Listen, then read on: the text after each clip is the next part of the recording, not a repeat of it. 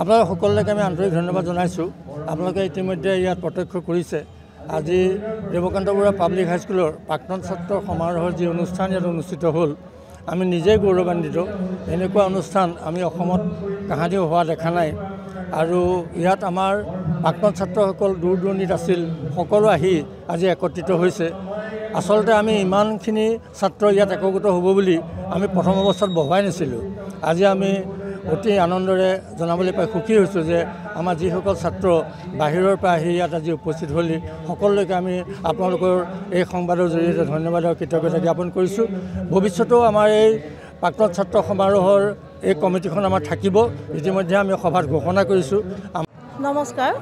2019 বৰ্ষৰ 1 ফেব্ৰুৱাৰীত বিদ্যালয়ৰ প্ৰধান শিক্ষয়িত্ৰীৰ দায়িত্বভাৰ লওঁ আৰু সৰ্বাত্ম প্ৰকাৰ উন্নতিৰ বাবে অন্তঃকৰণীয় প্ৰচেষ্টা চলাওঁ। মই প্ৰথমে দেখিলোঁ যে বিদ্যালয়খন যদিও শতবৰ্ষৰ গৰকা বিদ্যালয়খনৰ আন্তঃগাঁথনি খুবেই দুৰ্বল। সেইবাবে আমাৰ বিদ্যালয় উন্নয়ন পৰিচালনা সমিতি আৰু আমাৰ এজন প্ৰাক্তন ছাত্ৰ শ্ৰীৰাম বৰুৱাদেৱৰ লগত 2023 বৰ্ষৰ 17 মাৰ্চত আমাৰ মেট্ৰিক পৰীক্ষা হৈ আছিল। তেতিয়াই আলোচনা কৰিছিলোঁ যে কি ধৰণেনো বিদ্যালয়খনৰ আন্তঃগাঁথনি সবল কৰিব পাৰি।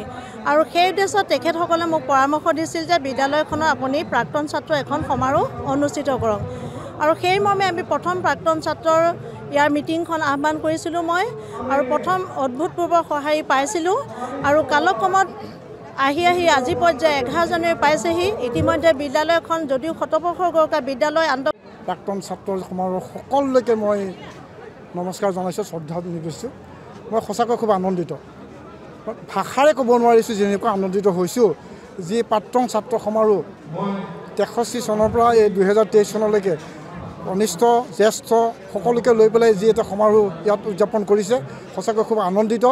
এনেকুৱা সমাৰোহ বেলেগ বেলেগ স্কুলত হয়, বৰ্ষ লৈ হয়, কিন্তু এনেকৈ একত্ৰিতভাৱে আজি 60 বছৰ লৈ পেলাই গৰকা এনেকৈ সমাৰোহ আজিলৈকে কোনো অসমত নালাগে, ভাৰতবৰ্ষতো হোৱা নাই। সেইকাৰণে খুব আনন্দিত। সকলো লগৰ ছাত্ৰসকলক পাইছোঁ, জ্যেষ্ঠসকলক পাইছোঁ। আৰু ইয়াৰ পৰাই যিসকল আমাৰ জ্যেষ্ঠসকল হওক, মোৰ বন্ধুসকলে হওক, যিসকল প্ৰয়াত হৈছে তেখেতসকলে মই শ্ৰদ্ধা নিবেদিছোঁ।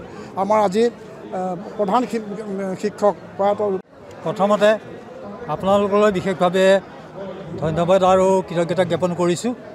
যিহেতু আজি 11 জানুৱাৰী দেৱকান্ত বৰুৱা পাব্লিক হাইস্কুলৰ প্ৰাক্তন ছাত্ৰ সমাৰোহ উখল মাখল পৰিৱেশত আজি এক অভূতপূৰ্বভাৱে বিভিন্ন প্ৰান্তৰ পৰা আহি ইয়াত সমবেত হৈছে।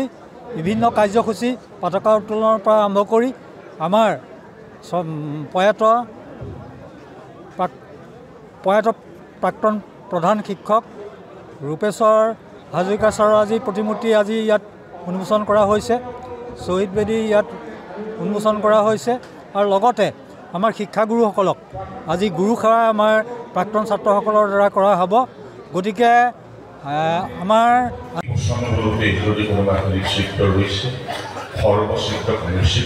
গ্ৰহণ কৰি আমাৰ জ্ঞানৰ পথৰ পাথেয় হিচাপে আমাৰ বিদুগোপাল গোস্বামী ছাৰৰ এটা কথা আচৰিত কথা, এই 1883 চনত তেতিয়ালৈকে 1883 চনত তেতিয়ালৈকে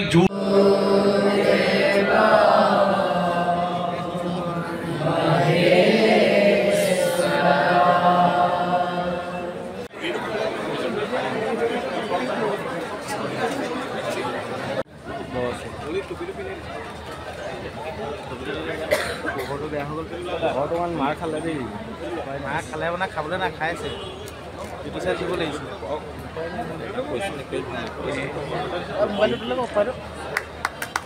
আৰু এই বতৰ লগত 2001